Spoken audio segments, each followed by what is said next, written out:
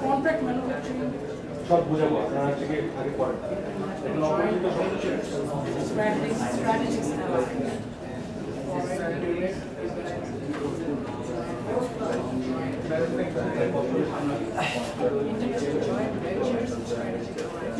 আজকাল যেখানে শিক্ষা দিয়েছে সামনের দিকে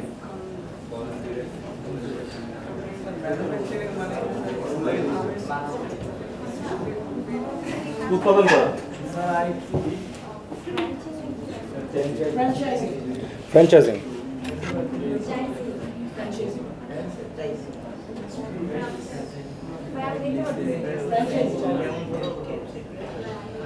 মিস আমাদের বোর্ডটা ছোট আসলে টু বি অনেস্ট আমাদের বোর্ডটা বেশি ছোট এই পার্টিকুলার ইয়েতে জুম করা যাচ্ছে না এটা আই ডোন্ট নো ওয়াই না এটা বেশি ম্যাগনিফাই হয়ে গেছে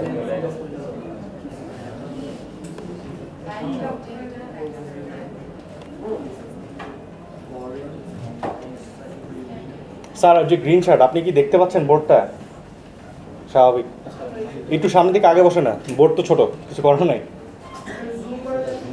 জুম স্যার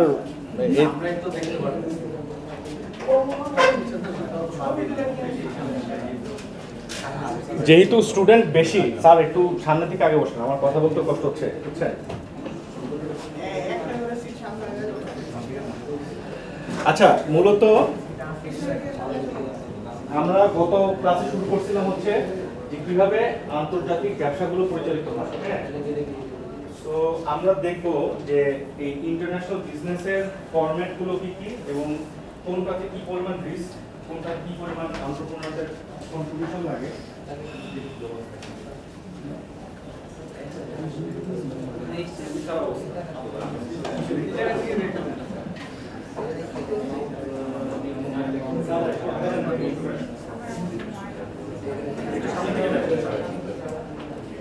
স্যার বাবা থেকে লাভ না আপনার বলতেছি না আসেন সামনের দিকে আসেন সামনের দিকে আসেন এই শুরু করে আপনারা দেখতে পাচ্ছেন না আমার তো এমনি খারাপ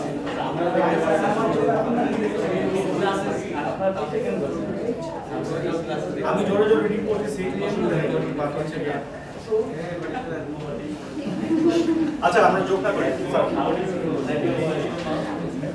আচ্ছা স্যার এই যে যারা যোগ করবেন তাদেরকে কিন্তু এক্সপ্লেন করতে হবে ঠিক আছে নট আ সাউন্ড প্রবলেম আচ্ছা আমরা মূলত যেটা দেখতে পাচ্ছি সেটা হলো যে ইন্টারন্যাশনাল গ্লোবাল মার্কেটে বিজনেসগুলো কিভাবে পরিচালিত হয় এবং এটার ফরম্যাটগুলো কি কি কোনটার কি পরিমাণ রিস্ক আছে হ্যাঁ লাইসেন্সিং শব্দটার অর্থ কি আমরা জানি ইয়েস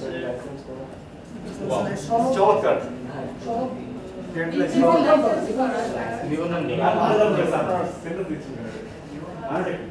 নিবন্ধন নেই নিবন্ধন না এটা কেন একটা বাদ দিলাম অনুমোদন হ্যাঁ অনুমোদন এক্স্যাক্টলি ঠিক আছে সো লাইসেন্সিং আমরা হচ্ছে কি দেখতেছি হচ্ছে কি একদম সবচেয়ে স্মলেস্ট বিজনেস ক্রাইটেরিয়া থেকে সবচেয়ে বিগেস্ট বিজনেস ক্রাইটেরিয়া হ্যাঁ লাইসেন্সিং এর মধ্যে সবচেয়ে রিস্ক কম কিভাবে ধরেন এই যে ওয়ালটন টাইপের যে বাংলাদেশি ইলেকট্রনিক কোম্পানিগুলো আছে না তিন চারটা নাম বলতে Minister fridge Marcel group yes এরা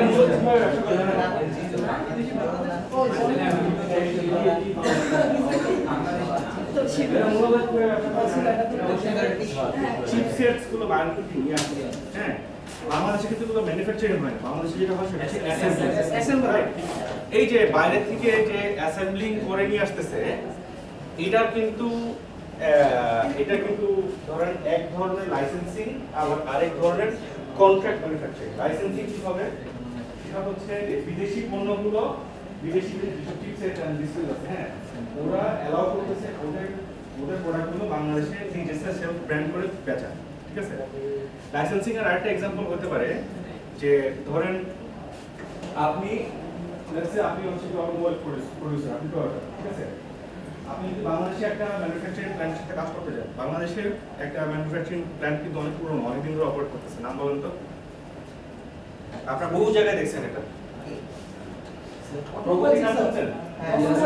বাস বানায় সরকারি। হ্যাঁ। Mitsubishi গাড়ি বানায়। প্রগতি হচ্ছে মিৎসুবিশি মানে অনেকগুলো কোম্পানি বানায়। লেটস সে মিৎসুবিশি বাংলাদেশে হচ্ছে লঞ্চ করতে যাচ্ছে কিন্তু ওদের নিজস্ব ম্যানুফ্যাকচারিং প্ল্যান্ট নেই। ওরা যে জিনিসটা করতে পারে সেটা হচ্ছে ওরা হচ্ছে ওদের প্রোডাক্টের লাইসেন্স দিতে পারে। কিভাবে? আমার ডিজাইন দিব, আমার হচ্ছে গিয়ে ইকুইপমেন্ট তোমাকে পাঠিয়ে দিব, আমার ইঞ্জিনগুলো পাঠিয়ে দিব, তুমি অ্যাসেম্বল করবা, হ্যাঁ। কিন্তু ব্র্যান্ড করতে হবে মিৎসুবিশি। ঠিক আছে? তাহলে লাইসেন্সিং সম্বন্ধে আমরা মোটামুটি একটা ধারণা পাই, তাই না? মিৎসুবিশি প্রগতিকে লাইসেন্স দিচ্ছে ওদের প্রোডাক্টগুলো প্রডিউস করতে। এটা পুরো প্রোডাকশন হচ্ছে না, কিছু অ্যাসেম্বলি আছে। এটা ফ্র্যাঞ্চাইজিং এর মধ্যে বিজনেসটা করতে হবে। এটা ফ্র্যাঞ্চাইজিং এর মধ্যে ফ্র্যাঞ্চাইজিং হ্যাঁ।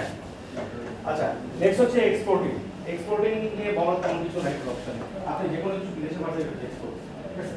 হ্যাঁ। আপনি হচ্ছে ইউজ করে বানান, যেভাবে বানান, হ্যাঁ, ম্যানুফ্যাকচার ইভেন কি মানে শাকসবজি থেকে শুরু করে যাই পাঠাচ্ছেন বাইরে, বৈদেশিক মুদ্রা যেটা আর্ন করতেছে সেটা হচ্ছে এক্সপোর্টিং। এখন ফ্র্যাঞ্চাইজিং কি? সারা ইন্ডাস্ট্রি প্রশ্ন করছেন। আপনারা কি এফসি তে খাইছেন? আচ্ছা, এইগুলো হচ্ছে বিদেশি ফ্র্যাঞ্চাইজি। এগুলো হচ্ছে কি international brands, they are operating their services with a partner, local partner here, and they're providing their meals. এখন এরা কি ওদের নিজস্ব কোনো কিছু পাঠাচ্ছে এখানে? শুধু ব্র্যান্ডস পাচ্ছে, হ্যাঁ। আর কি শেয়ার করতেছে? তো রেসিপিটা শেয়ার করতেছে একটা পার্টনারের সাথে, এবং তারা হচ্ছে থ্রুআউট বাংলাদেশ এই ইয়েগুলো সার্ভ করতেছে, সেম ব্র্যান্ডিং ইউজ করে অ্যান্ড সেম মার্কেটিং স্ট্র্যাটেজিগুলো ইউজ করে। লাইসেন্সিং আর ফ্র্যাঞ্চাইজিং এর মধ্যে একটা মূল তফাৎ হচ্ছে ফ্র্যাঞ্চাইজিং এর ভিতরে কিন্তু ম্যানুফ্যাকচারিং কানেক্টেড। ঠিক আছে? এর ভিতরে ম্যানুফ্যাকচারিং হচ্ছে, আমরা কিছু প্রস্তুত করতেছি, মূলই তো বেশি, মশলাও বেশি, রেসিপিটা বেশি। আচ্ছা, এরপরে আসে হচ্ছে কন্ট্রাক্ট ম্যানুফ্যাকচারিং। কন্ট্রাক্ট ম্যানুফ্যাকচারিং এ আমরা হচ্ছে ওয়ালটনের এক্সাম্পলটাতে ফেরত যাই। এই যে ওয়ালটন বা বাংলাদেশের যে প্রোডাক্টগুলো আছে, হ্যাঁ, ওরা যে চায়না থেকে যে চিপসেটগুলো নিয়ে আসে, ওরা কি করে? চায়নাকে কন্ট্রাক্ট দেয় যে তুমি আমাকে এরকম 25 লাখ এরকম চিপসেট দিবা, 25 লাখ ডিসপ্লে দিবা, 25 লাখ হচ্ছে গিয়ে হলো let's say battery or whatever, এই যে কভারিং, এই শেল, এসব দিবা, আমি হচ্ছে বাংলাদেশে প্রডিউস করব। এই যে ওদের কন্ট্রাক্টের আন্ডারে যে বিদেশ থেকে ম্যানুফ্যাকচারিংটা হচ্ছে, এটাকে কন্ট্রাক্ট ম্যানুফ্যাকচারিং বলে। এটা একটা বড় এক্সাম্পল দিই। দুইটা তিনটা এয়ারক্রাফট মেকারের নাম বলেন তো। Fantastic, very good. এই জন্য আপনাদেরকে ভালো লাগে, আপনারা মোটামুটি নোবেল বার্ডস। অন্যান্য ক্লাসে জিজ্ঞেস করলে বলে যে এভাবে যাচ্ছে, আর ওরা কি প্লেন বানায়? আচ্ছা, বোয়িং, এই বড় কোম্পানিগুলো কিভাবে তাদের প্লেন ম্যানুফ্যাকচারিং করে কখনো দেখছেন? আচ্ছা, সো এগুলো একটা বিশাল বড় একটা ইন্টারন্যাশনাল নেটওয়ার্কের মাধ্যমে চলে। ধরেন এয়ারওয়ালা শুধুমাত্র ওদের যে শেলটা, খোলটা শুধুমাত্র ওরাই তৈরি করে। এর ব্যতীত যা যা আছে প্রত্যেকটা একটা ডিফারেন্ট দেশ থেকে, যেমন এয়ারবাসের যে উইংস, তারপর হচ্ছে কি তেল, এগুলো হচ্ছে ফ্রান্স থেকে আসে, হ্যাঁ। ইঞ্জিন আসে থেকে লন্ডন থেকে, রোলস রয়েস। তারপর হচ্ছে সিটস একটা ফ্রেঞ্চ কোম্পানি থেকে আসে। তো এরকম প্রত্যেকটা এলিমেন্টস হচ্ছে কি ডিফারেন্ট জায়গা থেকে আসতেছে। ঠিক আছে?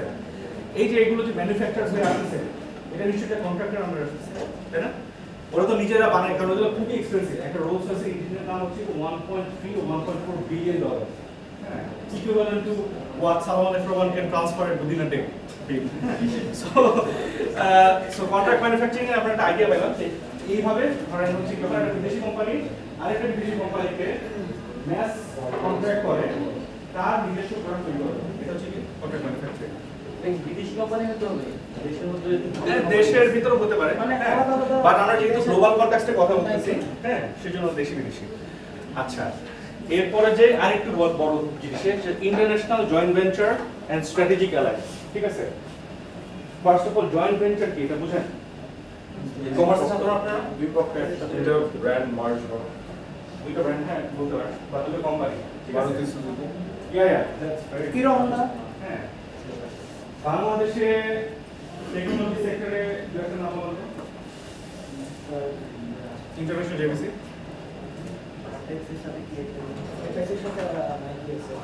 না জয়েন্ট ভেঞ্চার থেকে স্যার ওদের কেস না, ওখান থেকে আপনারা তিনজন আছে না, তিনটা কেস আছে। ওই যে ট্রাভেল ফোনের নাম স্যার টেলিনর ব্র্যান্ড। আচ্ছা, Grameenphone basically was an idea that to launch, we want to launch, sir, record হচ্ছে স্যার, সাবধান।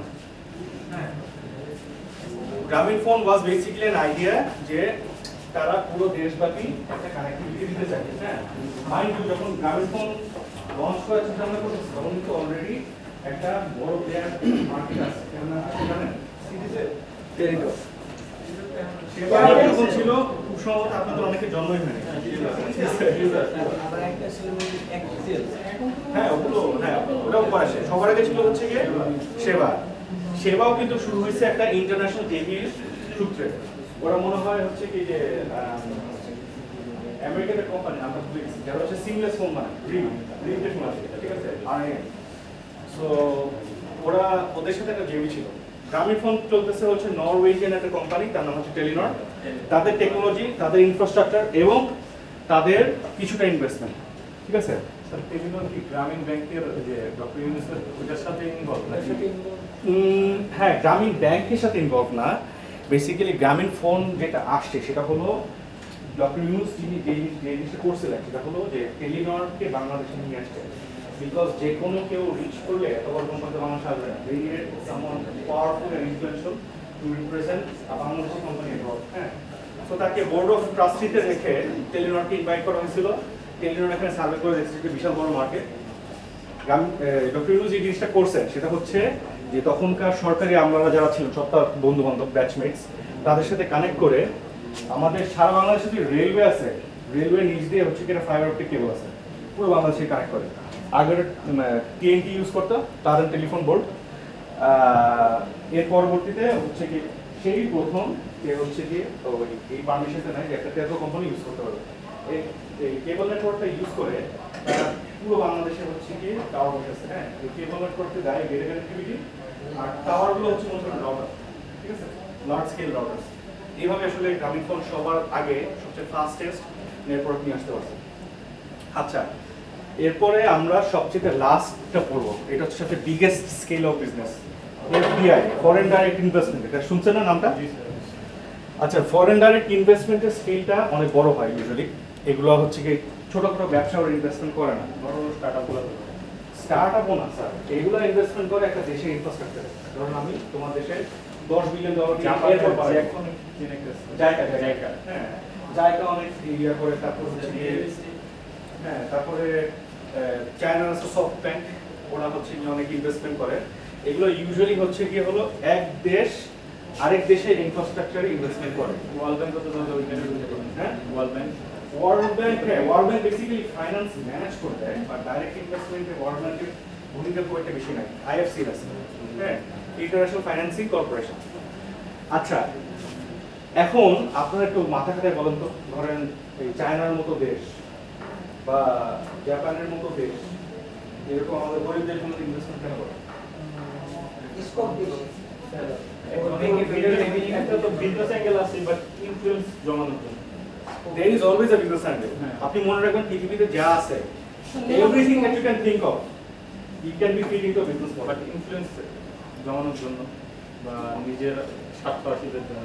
স্যার এটা পপুলেশন বেশি, এই জন্য পপুলেশন বেশি। পপুলেশনের বিষয় না, বেসিক্যালি হচ্ছে কি বেসিক্যালি বিজনেস প্ল্যান।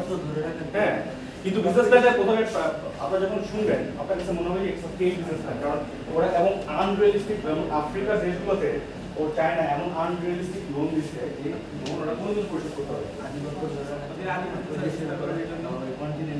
আধিপত্য কিন্তু অন্য একটা বিষয় আছে। হ্যাঁ, চায়না কিন্তু পাওয়ার চায় না, চায়না অন্য জিনিসটা, ঠিক আছে।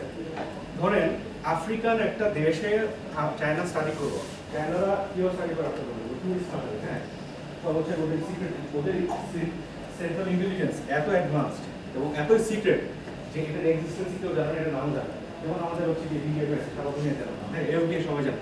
চায়নার সিক্রেট ইন্টেলিজেন্সের নাম বলুন তো? হ্যাঁ, কেউ জানে না।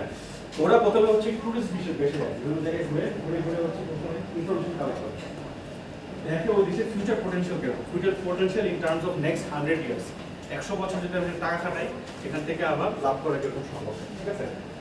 যদি দেখে যে ঠিক আছে একটা দেশ পরিশ্রমী আছে, বেশি গরিব বা পরিশ্রমী, যদি পরিশ্রমী হয় তাহলে হচ্ছে গিয়ে ইন দ্য লং রান ওদের কাছ থেকে প্রচুর জিডিপি আয় করা যাবে, রাইট। এবং তাই হয় কিন্তু ধরুন যেসব দেশে কোনো ইনফ্রাস্ট্রাকচার নাই তারা যদি ইনফ্রাস্ট্রাকচার দেয় তারা কিন্তু শ্রম দিয়ে বাকি দেশটা করে দেয়, তাই না? তো ওরা এখন আমরা মেইন বিজনেস প্ল্যানে আসি যে কেন ওরা এরকম আনরিয়েলিস্টিক লোন দেয়, ঠিক আছে? ওরা জেনেই দেয় যে এই দেশগুলো আমাকে কোনোদিনই লোন দিতে করতে পারবে, ঠিক আছে? ও হচ্ছে ইনভেস্ট করলো দেখছে $200 বিলিয়ন, ঠিক আছে? আমি টাকা নিয়ে আসলাম, $200 সে ইনভেস্টমেন্ট করছে। তার ইভেন্টুয়াল গোল হচ্ছে, ঠিক আছে, তোমাকে পেমেন্ট করতে পারছো না, সমস্যা নেই, তোমার যত ইনফ্রাস্ট্রাকচার কাজ হবে তখন চাইনিজ কোম্পানিকে দিতে হবে, ঠিক আছে? তোমার যত ইম্পোর্ট হচ্ছে বাইরের দেশ থেকে সব হচ্ছে চায়না থেকে নিতে হবে, তোমার যত ইঞ্জিনিয়ার আছে সব চায়না থেকে নিতে হবে, যত ডক্টর আছে চায়না থেকে নিতে হবে, যত সরকারি অর্গানাইজেশন আছে এগুলো head of the organization Chinese হতে হবে। হ্যাঁ, তাহলে ইনভেস্ট করবো কত? $200, নিবে কত? 2000 কোটি। হ্যাঁ হ্যাঁ, শ্রীলঙ্কার যে পোর্টের ব্যাপারটা ওইটা কি জাস্ট এইভাবেই কন্ট্রোল করা হয়েছে নাকি শ্রীলঙ্কার পোর্টটা যে? হ্যাঁ হ্যাঁ, অফকোর্স। দেখেন মানে যত দেশে, আপনাকে একটা মজার কথা বলি, স্ট্যাটিস্টিক্স, হ্যাঁ, এই মুহূর্তে হচ্ছে কি শ্রীলঙ্কার ঘটনা কি জানেন? যে আপনারা শ্রীলঙ্কায় হঠাৎ করে গত বছরের আগের বছর একেবারে দাঁড়িয়ে ধরে গেছে, কোনো টাকা ছিল না, লিটারালি কোনো টাকা ছিল না দেশে, হ্যাঁ। ওই সময় ওদের কাছে যত বড় ডেট ছিল, হ্যাঁ, ইলন মাস্কের কাছে এক্স্যাক্টলি ওটা ডাবল অ্যামাউন্টের টাকা ছিল। ইলন মাস্ক শ্রীলঙ্কা দুবার ঠিক দেওয়া, ঠিক আছে? ইভেন ইলন মাস্ককে অফারও করা হয়েছিল যে তুমি দেশে কিনে নাও, হ্যাঁ, কিন্তু ইলন মাস্ক হচ্ছে কি বহু ধান্দাবাজ, ও হচ্ছে কি ও নিয়ে ভিডিও প্ল্যান, অসুবিধা নেই, আমি দেশ কিনবো না, আমি ইনভেস্টমেন্ট করবো। সো আচ্ছা, আমরা হলো তাহলে 1 2 3 4 5 6 6টা ফরম্যাটে ইন্টারন্যাশনাল বিজনেস শিখলাম, ঠিক আছে? এটা কেন লাগবে, কোথায় লাগবে আপনি বলে দিচ্ছি। অ্যাজ বিজনেস গ্র্যাজুয়েটস আপনাদের টার্গেট থাকা উচিত ন্যূনতম অল্প সময় এমএনসি গুলোতে কাজ করা, ঠিক আছে? এই মাল্টিন্যাশনাল অর্গানাইজেশনে কাজ করতে গেলে এই ইন্টারন্যাশনাল ওরিয়েন্টেশনের দরকার আছে, যেভাবে বিজনেসগুলো কাজ করে, হ্যাঁ, তারা কিভাবে রেভিনিউ জেনারেট করে, কার এরিয়া অফ ইন্টারেস্ট কোথায়, হ্যাঁ, তাদের রিস্ক পোটেনশিয়াল কিরকম, এটা। সো আমরা যদি আবার রিভিউ করি, লাইসেন্সিং পড়লাম, এক্সপোর্টিং পড়লাম, ফ্র্যাঞ্চাইজিং পড়লাম, কন্ট্রাক্ট ম্যানুফ্যাকচারিং পড়লাম, international joint ventures or strategic alliance, আর ফাইনালি পড়লাম এফডিআই, ফরেন ডাইরেক্ট ইনভেস্টমেন্ট।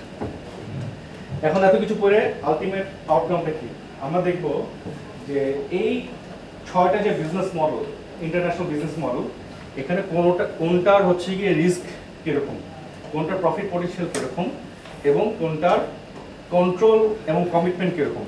দেখেন লাইসেন্সিংয়ে amount of commitment, control, risk, profit সবকটা হচ্ছে কি কম, কারণ কি এই পুরো জিনিসটা আরেকজন করে দিচ্ছে, আপনি জাস্ট লাইসেন্স করে দিচ্ছেন, আরেকজন ম্যানুফ্যাকচার করতেছে। সো বেসিক্যালি আপনার যে risk, profit potential, everything is being exported. আপনি হচ্ছে কি ওর প্রোডাকশন করে ও করতে থাকবে, টাকা বানাতে থাকবে, আপনি ওখান থেকে কমিশন পেতে থাকবেন। যতদিন বাংলাদেশে মিৎসুবিশি প্রোডাকশন হবে ততদিন জাপান টাকা হবে না, কিন্তু তাকে খুব বেশি রিস্ক নিতে হচ্ছে। তারা খালি রিসার্চ এন্ড ডিজাইনটা সেল করছে বাংলাদেশের কাছে, হ্যাঁ, কিন্তু ওই ওয়ান টাইম ইনভেস্টমেন্টে লাইফ টাইম রিটার্ন, ঠিক আছে? এরপর যে এক্সপোর্টিং এ আর একটু রিস্ক ভালো না, তখন আপনার নিজের একটু কানেক্টেড থাকতে হচ্ছে, ও প্রোডাক্টটা পৌঁছালো কিনা, হ্যাঁ, প্রোডাক্টটা ভালো দাম পাইলো কিনা, বা ইভেনচুয়ালি আপনাকে আপনার ক্লায়েন্ট ফুল পেমেন্টটা করলো কিনা। সো এখানে দেখতে পাচ্ছি যে রিস্ক পোটেনশিয়ালটা আর একটু হাই। এরপরে হচ্ছে ফ্র্যাঞ্চাইজিং। আমি বাইরে থেকে কেএফসি নিয়ে আসছি বাংলাদেশে, হ্যাঁ, শুধু নিয়ে আসলেই তো হবে না। এখন আমি সারা বাংলাদেশ জুড়ে আমি 200টা ব্রাঞ্চ দিলাম, আমার প্রথম কাজ কি হবে? পার্সোনালিটিকে প্রমোট করা। দ্বিতীয়ত এই 200টা ব্রাঞ্চের প্রত্যেকটা ব্রাঞ্চে যাতে quality of food and level of service same যাতে পায়, এটা ইনশিওর করে না, তাহলে মানুষ যাবে না। মানুষ কেএফসি প্রথম দিন কেন যাবে? কারণ সে আমেরিকান ফ্লেভার, হ্যাঁ, বাংলাদেশে বসে আমেরিকান খাওয়া হয়েছে, তাই না? কিন্তু ধরেন কেউ যায় ওই ফ্লেভারটা না পায়, আগে মানুষকে বোকা বানানো অনেক সহজ ছিল, কারণ মানুষজন গ্লোবাল হ্যাপেনিংসগুলোর ব্যাপারে এত বেশি আপডেটেড ছিল না। কিন্তু এখন ইন্টারনেটের যুগ এসে যেটা হয়েছে যে আমরা ঘরে বসে দেখতে পারি যে কোথায় কখন কীভাবে কী হচ্ছে, এটা একটা যেমন সত্য। আরেকটা বিষয় হচ্ছে যে এখন মানুষ ট্রাভেল করেন, আগের মানুষের জন্য এরকম এই এক্সট্রা ইনকাম ছিল, এক্সট্রা ইনকাম ছিল না যে মানুষ চাকরি ট্রাভেল করতে হবে। এখন মানুষ চেষ্টা করে কি চাকরি বাকরি শুরু করলে তখন তাদের Good afternoon. এক্সট্রা যে ইনকাম থাকে ওটা থেকে তারা হলো করার চেষ্টা করে, একটু ট্রাভেল করার চেষ্টা করে। আপনারাও করুন, হ্যাঁ, আপনারাও যখন চাকরি বাকরি ঢুকবেন আপনার যখন একটু এক্সট্রা ইনকাম থাকবে, আপনার মন চাইবে একটু দেশে ঘুরবে বা দেশের বাইরে, হ্যাঁ, এইটার কারণে তাদের ইন্টারন্যাশনাল রিলেশনটা খুবই হাই। আপনি দুপুরে দেশের বাড়ি ঘুরবে যে বাইরের দেশে যেসব ব্র্যান্ডসগুলো সেল করে, হ্যাঁ, যে ধরনের লেভেল অফ সার্ভিস, এর সময় আপনার আইডিয়া কোথায় বেশি যাবে। একটা এয়ারপোর্ট দিয়ে গেলেই তো আপনার অনেকগুলো আইডিয়া হয়ে যাবে। আচ্ছা, এরপরে গেলে কন্ট্রাক্ট ম্যানুফ্যাকচারিং, এটার রিস্ক মোটামুটি বেশ হাই। হ্যাঁ, কেন হাই? বিকজ ধরেন আপনি বোয়িংয়ের কথা চিন্তা করেন, ওর হচ্ছে গিয়ে কয়েক হাজার কম্পোনেন্ট লাগে একটা প্লেন চালাতে, আকাশে উঠেতে, হ্যাঁ না? এই কয়েক হাজার কম্পোনেন্টের মধ্যে যে কোনো একটা কম্পোনেন্ট যদি ফেল করে শেষ, কারণ এয়ারক্রাফট 350 থেকে 400 যাত্রী ক্যারি করবে, ঠিক আছে? সো এটার মধ্যে লেভেল অফ রিস্ক অনেক হাই না, এবং এই ধরনের ম্যানুফ্যাকচারিং প্রসেসে প্রত্যেকটা জায়গাতেই হচ্ছে প্রতিটা লেভেলে কিন্তু হচ্ছে গিয়ে রিস্ক থাকে। যেমন আপনারা জানেন কিনা জানি না, লিভাইস একসময় 100% বাংলাদেশে ঘুরেছিল, হ্যাঁ, এখন আর হয় না আনফরচুনেটলি, অত কিছু লাইন হয়, বাট একসময় পুরো লিভাইসের যত লাইন ছিল, শার্ট, প্যান্ট, জুতা, জামা, তারপর হচ্ছে cap, every single thing was produced in Bangladesh. কিন্তু আপনি যে কোনো দোকানে যদি লিভাইস পিক আপ করেন, দেখা যাচ্ছে যে মেড ইন ইউএসএ। ইন্টারেস্টিং না? বাইরে দেশে কিন্তু অন্যান্য ব্র্যান্ডিং তো বাংলাদেশ মেড ইন বাংলাদেশ লেখা আছে, হ্যাঁ, কিন্তু ওদের এই এগুলোতে লেখা থাকবে made in USA. I don't know how they did it, but হ্যাঁ, না, বাংলাদেশের ওই যে রানা প্লাজার যে ঘটনাটা ঘটে, এরপর একটা মেজর কমপ্লায়েন্স ক্ল্যাশ হয়। কমপ্লায়েন্স মানে কি, যে বেসিক যে নীতিমালা, মানে একটা বাইরেকে ধরে রাখার জন্য ওই নীতিমালার বহির্ভূত কাজ ওরা করছে। সো এটার জন্য Levi's being a global brand, ওর নিজের ইমেজ বাঁচানোর জন্য তখন অনেক কন্ট্রাক্ট ম্যানুফ্যাকচারকে ছেড়ে দিতে হয়। এখনো মনে হয় আছে প্যাসিফিক গার্মেন্টস বলে একটা আছে, ওরা হচ্ছে অল্প কিছু বলতে প্রিমিয়াম কিছু, দেখেন চিন্তা করেন সবচেয়ে এক্সপেন্সিভ, মানে এক্সপেন্সিভ যে আইটেমগুলো তখন এখনো বাংলাদেশ তৈরি হচ্ছে। হ্যাঁ, সো এটাই না, যত প্রিমিয়াম আইটেম তত প্রফিট বেশি। হ্যাঁ হ্যাঁ, আসুন স্যার, কই ছিলেন স্যার এতক্ষণ? স্যার ক্লাস কিন্তু আপনার 11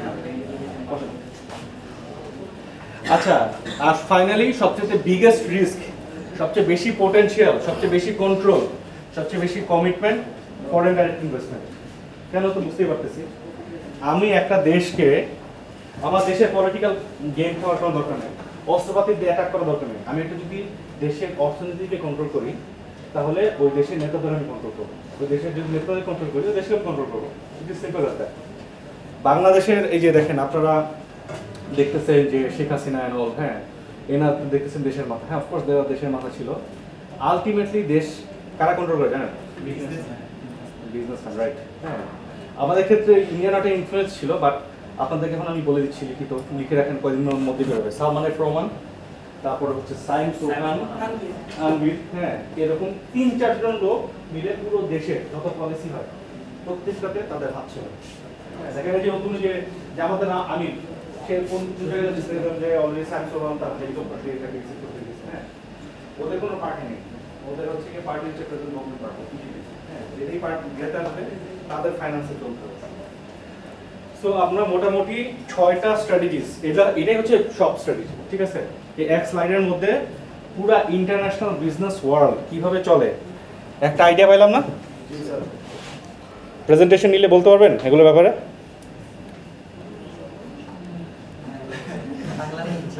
হ্যাঁ, ইনশাল্লাহ, অসুবিধা না। এটা তো আমরা প্রথমবার পড়লাম, এরপরে পড়তে পড়তে আপনার আরও আইডিয়া হবে, ঠিক আছে? আচ্ছা, এখন দেখবো গভর্নমেন্ট কীভাবে ইন্টারন্যাশনাল ট্রেডকে হেল্প করে, ঠিক আছে? এটা হলো আমেরিকান পার্সপেক্টিভে লেখা। আমি এর আগেই বলছিলাম যে এই যে স্লাইড আমরা যেটা পড়তেছি, এটা হচ্ছে হার্ভার্ড বিজনেস স্কুলের স্লাইড, হ্যাঁ। সো এখানে যা লেখা আছে সবই হচ্ছে আমেরিকান কনটেক্সটে, আমরা একটা বাংলাদেশি কনটেক্সটে নিয়ে আসবো। একটা ওয়েতে গভর্নমেন্ট হেল্প করে, সেটা হচ্ছে export assistant centres and export training centres. বাংলাদেশেও কিন্তু এরকম আছে। ইপিজেড এর নাম শুনছেন? ইপিজেড এর ফুল ফরম্যাট কি বলে? Export processing zone. Right, exactly. এখানে শুধু প্রসেসিংই হয় না, এখানে নানা ধরনের ট্রেনিংও দেওয়া হয় কন্টিনিউয়াসলি, যাতে হচ্ছে গিয়ে যে স্মল বিগ ট্রেডার যারা আছে তারা হচ্ছে গিয়ে বাইরের দেশের ট্রেডারদের কাছে ট্রেডারদের সেম কমপ্লায়েন্সে তারা প্রোডাক্ট ডেলিভার করতে পারে, ঠিক আছে? সো এখানে আমেরিকা এরকম কিছু আছে, ইএসিস, হ্যাঁ।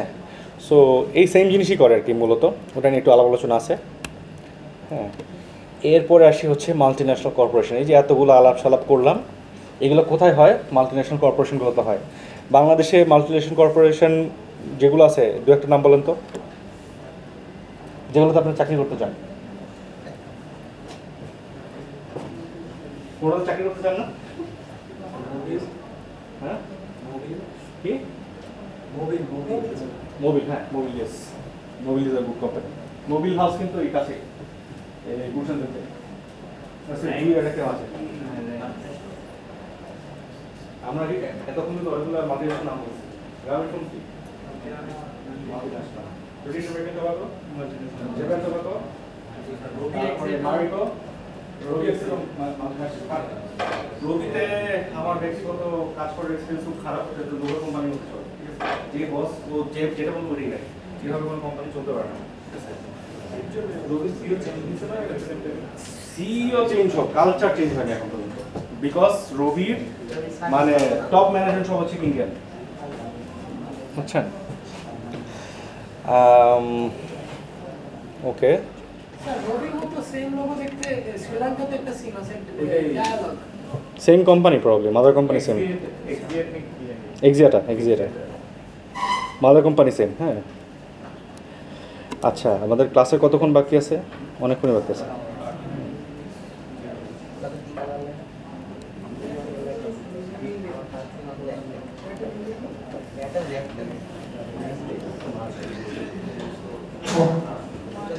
আচ্ছা, গ্লোবাল ট্রেডে আপনারা যারা একেবারে নতুন আসছেন, মানে যারা হচ্ছে কি প্রিভিয়াস ক্লাসগুলো করেন নাই, যারা আমাকে একেবারে চেনেন না, হ্যাঁ, তাদেরকে ছোট ব্রিফ দিই যে আমাদের যে দেশটা এটা গ্লোবাল ট্রেডিং এর একটা হাব ছিল আগে, এবং we were the pioneers of global trade.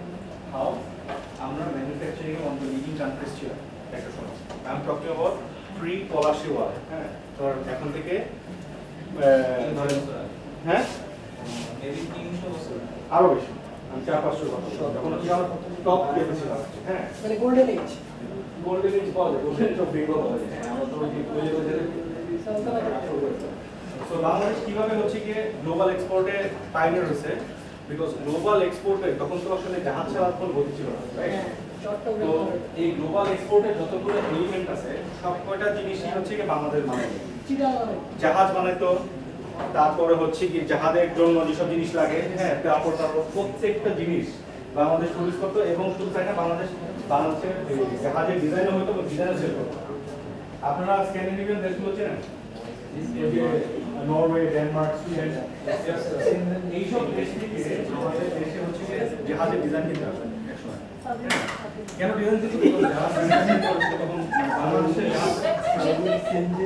আচ্ছা, আমরা একটু ইয়া না করি, কারণ রেকর্ড হচ্ছে এগুলো, ঠিক আছে? স্ক্যান্ডিনেভিয়ান দেশগুলো তখন হচ্ছে করে দরিদ্র ছিল, হ্যাঁ, আমাদের দেশে যে জাহাজগুলো তৈরি হলো সবচেয়ে মোস্ট এক্সপেন্সিভ ছিল। আমাদের জাহাজগুলো কিছু আরো বণিকরা ছাড়া কিছু ফ্রেঞ্চ কিছু ট্রেডার ছিল, আর ডাচ কিছু ট্রেডার ছিল, হ্যাঁ, পর্তুগিজ কিছু ট্রেডার ছিল, আর্মেনিয়ান ছিল। এরা বাদে আমাদের জাহাজ রেকর্ড করতে হবে, আমার জাহাজ সবচেয়ে প্রিমিয়াম। ধরেন we were making iPhone of জাহাজ, তো হ্যাঁ বানাইতো। সো আচ্ছা, আমরা দেখবো এখন গ্লোবাল ট্রেডের ভেতরে কি কি পরিবর্তন আসে, মানে কি কি ইমপ্রুভমেন্ট হয়। সবচেয়ে বড় যে পরিবর্তনটা আসে হচ্ছে socio cultural change. Socio cultural চেঞ্জটা কি বুঝেন? সোশিও কালচার ওয়ার্ডটা কি মধ্যে ঢুকাইছে? হ্যাঁ, কালচারগুলো আমাদের মধ্যে ঢুকছে। হ্যাঁ, একটা জিনিস কি জানেন, আমাদের এই অঞ্চলে কোনো দুর্নীতি ছিল না ব্রিটিশ আসার আগে। মিথ্যা কথা কি বলে একজন বাঙালি জানতো না, হ্যাঁ, তারপরে হ্যাঁ হ্যাঁ, মিথ্যা কথা কিভাবে বলতে হয় এটা বাঙালি জাতি জানতো না, হ্যাঁ, আমাদের জাতি ছিল বীরের জাতি, আমার দুঃখ জাতি, হ্যাঁ। আর্যদের কথা জানেন, যেটা হচ্ছে আমাদের অরিজিন, আর্য অ্যারিয়ান, এটা হচ্ছে যোদ্ধা জাতি, ঠিক আছে, এবং we are very powerful as nation, হ্যাঁ। সো ব্রিটিশরা এসে গত 200 বছরে আমরা যে 1000 বছরের জিনিসটা মানে করতে পারি না, ব্রিটিশরা 200 বছর করে, হ্যাঁ, আমাদেরকে গরিব বানাই ফেলছে, আমাদেরকে অশিক্ষিত বানাই ফেলছে, আমাদেরকে বিধু বানাই ফেলছে, মৃত্যু বানাই ফেলছে, হ্যাঁ। ওইটার কি গেছে স্যার? হ্যাঁ, কি দিয়ে গেছে? এটাকে আমরা ডিসিপ্লিন বলা হয়।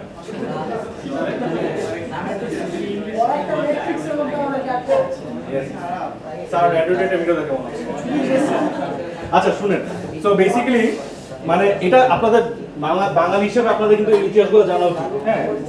Before the British came, we were one of the most influential countries in the world. এশিয়ার ভিতরে we were the most influential countries, one of the most influential countries in the world. এরকম influential country আপনাকে ধারণা দিই, Iran এরা কিন্তু হচ্ছে গিয়ে মানে 300-400 বছর আগে কিন্তু অনেক রিচ ছিল, কিন্তু এর আগে আবার তারা পুয়ার ছিল। হ্যাঁ, আমাদের ওয়ার্ল্ডের টাইমলাইনটি এরকম যে একটা রাষ্ট্র যখন ধনী থাকে কদিন পর তারা হচ্ছে অনেক পুয়ার হয়ে যায়, এবং যে সবচেয়ে ধনী থাকে সে সবচেয়ে পুয়ার হয়, আবার ব্যাক করে বিজনেস সাইকেলের মতো আসতে থাকে। হ্যাঁ, ইরাক, ইরান, আফগানিস্তান এসব জায়গা থেকে মহিলারা ভিক্ষা করতে আসতো আমাদের এখানে অঞ্চলে, আরব অঞ্চল থেকে ভিক্ষা করতে আসতো। তখন আমরা ধনী ছিলাম, আমরা ভিক্ষা দিতাম, ঠিক আছে। কাবুলিওয়ালা কালচারটা, এই যে এটা জানেন নাকি? কাবুলিওয়ালা কালচারটা জানেন আপনারা? ইরাক, ইরান থেকে মহিলারা মাথায় করে তৈজসপত্র, হ্যাঁ কাবুল থেকে, হ্যাঁ তৈজসপত্র মাথায় নিয়ে আমাদের গ্রামে অঞ্চলে বিক্রি করতো। কাদের কাছে বিক্রি করতো? আমাদের এখানে যে যারা হচ্ছে গিয়ে এই ধরেন এভারেজ মানুষ, এভারেজ সাধারণ মানুষ। হ্যাঁ, আচ্ছা, আরেকটা জিনিস যে চেঞ্জ হয় সেটা হচ্ছে social cultural, legal and regulatory, physical and environmental. হ্যাঁ, আনফরচুনেটলি আমাদের যে পরিবর্তনটা হয়েছে যে আমরা ধনী দেশ থেকে গরিব দেশ হয়েছি, শিক্ষিত থেকে হয়েছে অশিক্ষিত, তারপর হচ্ছে কি সিভিলাইজ থেকে হচ্ছে আনসিভিলাইজ। এটা কিন্তু আমরা নিজেরা হইনি, আমরা কিন্তু ইঞ্জিনিয়ার হিসেবে করা হয়েছে, ঠিক আছে।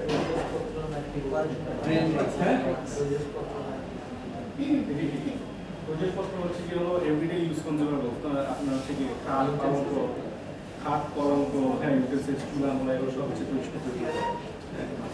সো আমরা যেভাবে হয়েছি এটার স্টার্টিং পয়েন্ট ছিল হচ্ছে কি আমাদের এডুকেশন সিস্টেম, এটাকে সিস্টেমেটিক্যালি ডিমলিশ করে ফেলা হয়েছে।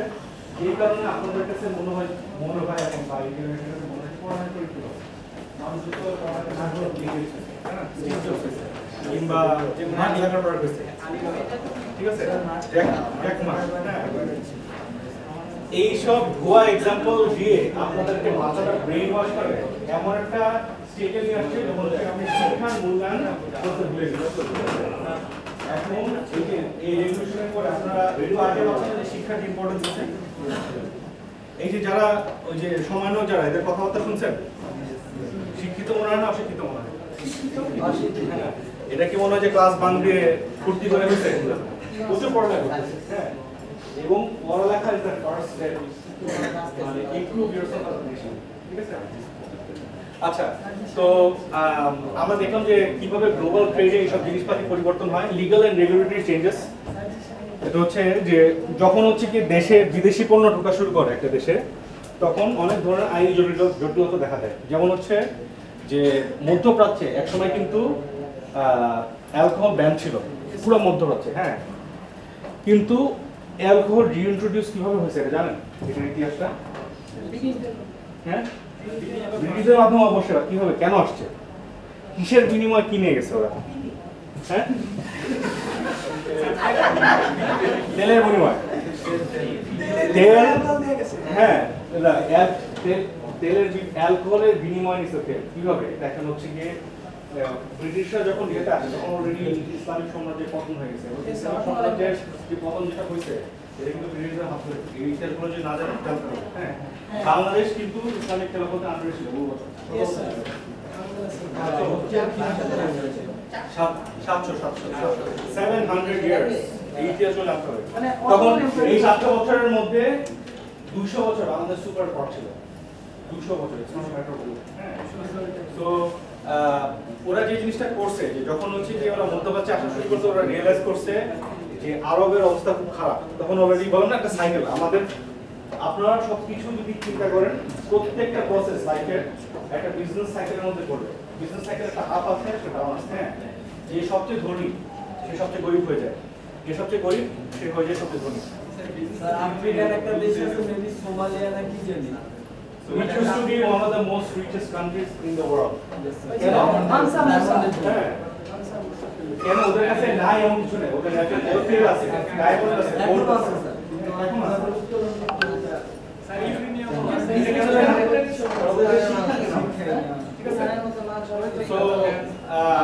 আমরা ভবিষ্যতে আরো দেখবো যে কিভাবে হলো এডুকেশন সিস্টেমটাকে ড্যামেজ করে দিয়ে দেশকে ক্রিপল করে ফেলা যায়, বুঝছেন?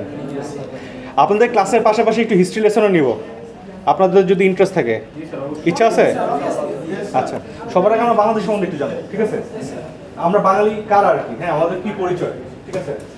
আর কেন আমরা পড়ালেখা করতেছি এখানে হচ্ছে কি মানে 90% স্টুডেন্টেরই আমার কাছে মনে হয় যে তাদের কাছে মনে হয় যে কেন আমি ক্লাস আসতেছি, this is a West of time, ঠিক আছে।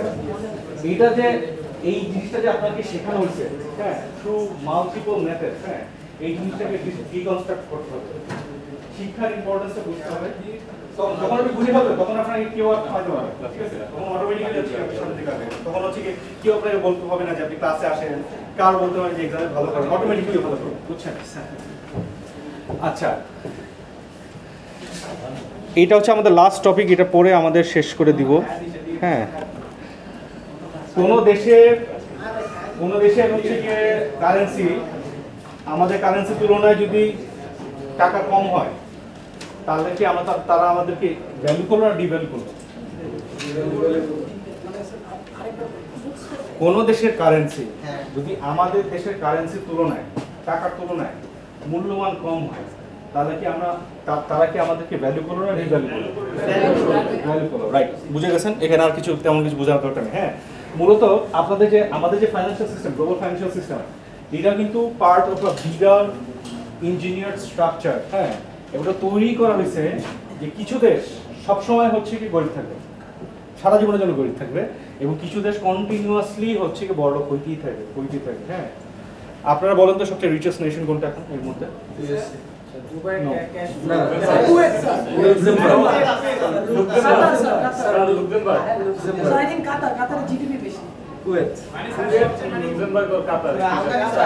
আপনাদের একটু ফাইন্যান্স নিয়ে পড়ালেখা করা উচিত।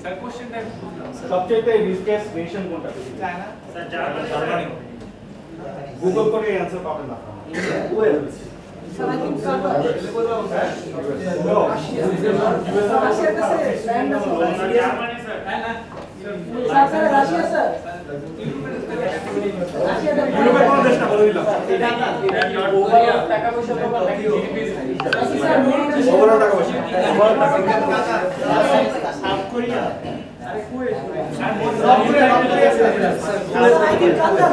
আমি বলেছি শুনেন, এটা এশিয়ার কোনো দেশ না, এটা ইউরোপের কোনো দেশ না, আমেরিকা তো নাই।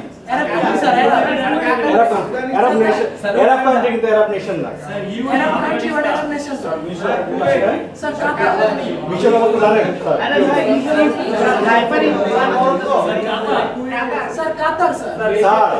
এটা আরব দেশ কিন্তু আরব নেশন না। আরব আরব দেশ। আফগানিস্তান কোথায় স্যার? আফগানিস্তান তো এশিয়ায় পড়ছে। আফ্রিকার মোস্ট আচ্ছা তো বুঝছি আপনাদের অনেক knowledge. Sir I think Qatar sir. শুনেন, কেএফসি কোন দেশের প্রোডাক্ট? ইসরায়েল। কোন দেশের product?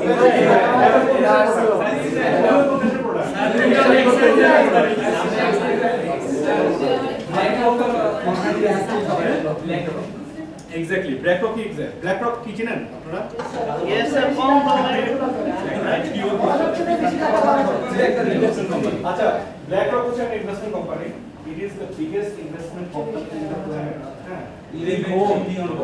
They hold the financial reserve to run GDPs of 50% of the world countries, and it's increasing. মানে অলরেডি 50% দেশের যে টোটাল জিডিপি তার থেকে বেশি টাকা তাদের কাছে আছে। বুঝছেন কি অবস্থা? এবং এই BlackRock is a Zionist organisation run by Israel. ঠিক আছে, তো ইসরায়েল অ্যাজ আ নেশন যদি আমরা এটাকে কনভার্ট করি, এটা এক্সিস্টই করে না। But Israel is our richest nation in the world. ঠিক আছে স্যার, আজকের আলোচনা শেষ, একটু অ্যাটেন্ডেন্সটা নিয়ে নিন।